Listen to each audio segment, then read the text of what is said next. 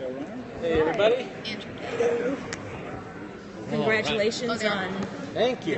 new title. Thank you.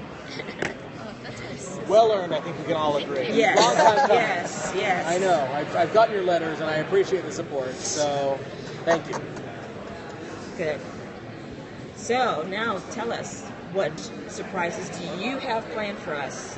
Well, I think the biggest surprise is I'm going to start playing all the roles. And I think that's probably, I think it's a bold choice, but the right choice. Groundbreaking. Groundbreaking, Yeah. exactly. Very no, I think that the biggest surprises we have are, you've got Mary coming back, you've got the British Middle Letters. We have, I think, some really cool kind of curveballs that are being thrown at our guys. I think the way they react to that is, to me, that's always the most fulfilling thing. You know what I mean? No matter what, whether it's the darkness, whether it's God, those can be great characters and great moments, and I think they are. But how Sam and Dean and Castiel and Crowley and our core characters react to that and play off of it is always, to me, the most fun. Can you tell us about the relationship with Mary and the boys? I mean, Sure. I think with Mary, you're looking at it from two different points of view. And from Mary's point of view, she grew up hunting, she gave it up, and she passed away. And now she comes back 30 years later, there's this huge gap. She met Sam and Dean in the past, but her memory's gone. She doesn't remember them. She met them as a ghost, but there was some futziness there, but that's gone as way as well. She's coming back, she's looking at this guy, when you saw it in the preview clip that we showed, it's like, here's this guy standing there, it's like, called her mom and reached out to try to touch her, and she's like in a fucking dark park. Like, this, as far as she's concerned, this is like a mugging. She's wearing a nightie. And she's wearing a nightie, yeah. Anybody in that situation is going to throw that guy on the ground and jam a foot into his throat, right? Mm-hmm. And so, but once she realizes who he is, I think, Mary's, it's an easier buy for Mary because she's been around hunting. She's heard about people coming back before. It's not rare, but it does happen. But she's coming back into a world that is in some ways very similar in terms of they're still hunters, they're still monsters, but in some ways very different because, it's been 30 years, when she, they didn't even have, there's a line in one of the early episodes, she's like, we didn't even have an electronic typewriter in the house, and now everybody's on their phone, So for her, and then looking at Sam and Dean, her version of Sam and Dean is a very pure, almost mythologized version because they were kids, adorable. Dean was 4 years old, and he was this precocious toddler. Sam was a brand new baby. Now he looks at them, and she looks at them, and they're heroes, and she's incredibly proud of them, but also I think very conflicted. So you've got two guys that are doing the exact thing she ran away from herself. And then from Sam and Dean's point of view, all their lives they were told stories about Mary. John told them stories. Dean told Sam stories. So here to have her come back in, and they've gotten to know her a little bit, and they realize, I think, that she wasn't maybe the perfect person she was portrayed to be.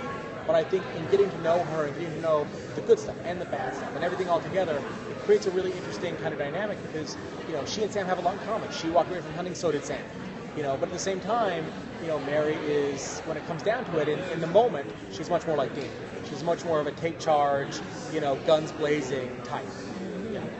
yeah, I wondered if that was going to be a conflict between Dean and Mom, with the way Sam didn't get along with the father. Yeah, I don't think we want to build up a conflict in that way. I think, at least, especially initially, everyone's just so happy to have Mom back. But as the season goes on, certainly there are going to be different points of view. Let's put it that way. Yeah. As far as the monster episodes go. Yes. Excuse me. No. Conflo. In what episode is the tentacle monster coming? That would be episodes 15 through 17. Fantastic. It's actually our... no, it's interesting because someone just pitched a Tunnel Monster episode. But I know, exactly, like Steve Yockey is your best friend because he's the guy that's pitching that.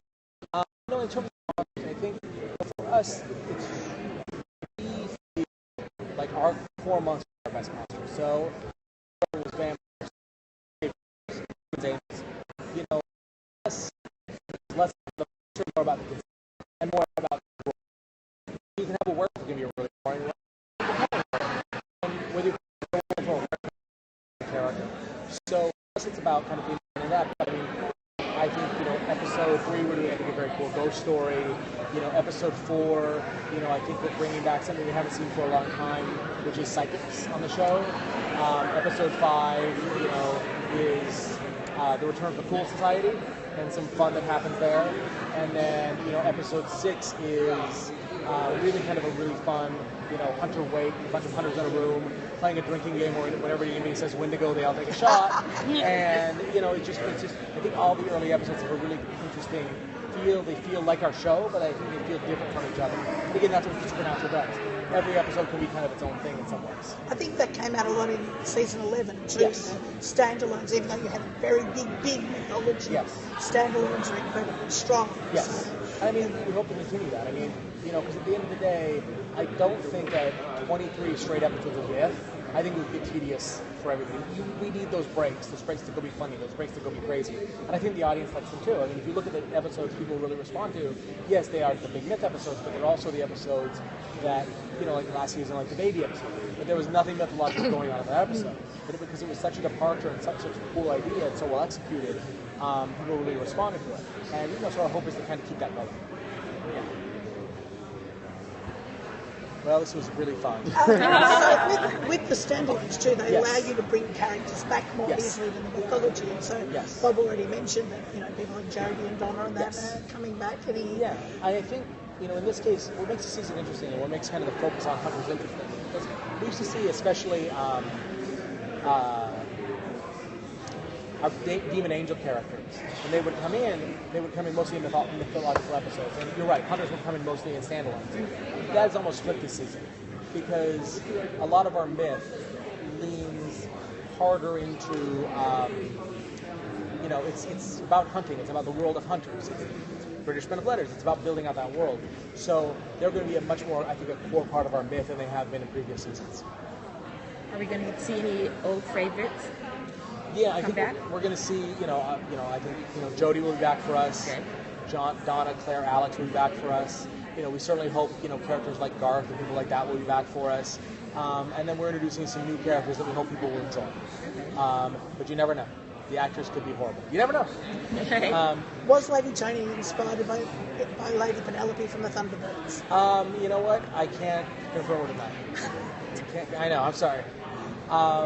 No, but I think, and her specifically, she has a very interesting view of Sam and Dean, because it's been her thesis project, essentially, has been them. She has a very strong opinion and a very strong negative opinion. And what we'll find out, she doesn't represent the whole of the British Men of Letters. She has a very, she's an extremist, and we'll find out some people aren't quite as extreme. But in her mind, she's completely justified in everything she's saying. Nothing she's saying is wrong. She's just looking at it through a very specific lens. Let's put it that way. And you work on an amazing storyline to bring back Charlie. Bring back Charlie?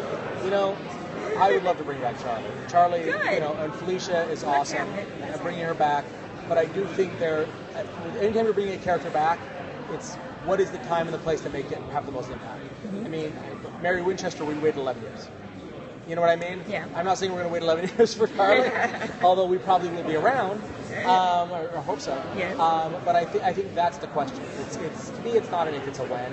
But when can that really pay off for you? Not just in a, oh my God, here's this character we love coming back, but in a way where it's like, this is coming back and heavily impacting the show and our lives. Okay, and will we have any angel stuff? No angels. No, I think there'll be much less of a focus on angels and demons this year. I think it's more grounded, more earth-based. Okay. Yes. Okay. Cool. Great. Thank you very much. All right. Thank you.